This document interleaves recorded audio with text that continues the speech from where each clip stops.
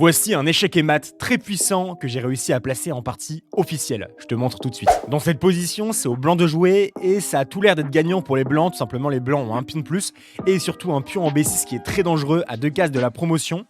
Donc c'est tentant pour les noirs de tout simplement l'éliminer.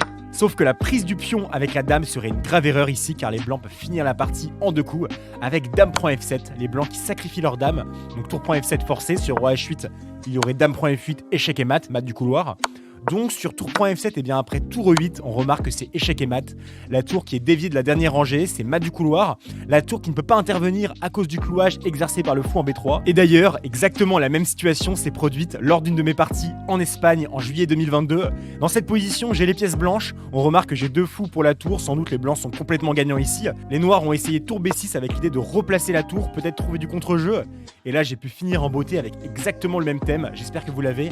Dame prend F7, échec au roi, tour prend F7 et ensuite tour A8. Et là on remarque que c'est la tour qui va délivrer l'échec et mat. Tour B8, tour prend B8, dame D8, tour prend dame. Et là on remarque que la tour ne peut pas arriver en F8 comme l'exemple précédent. Sharp.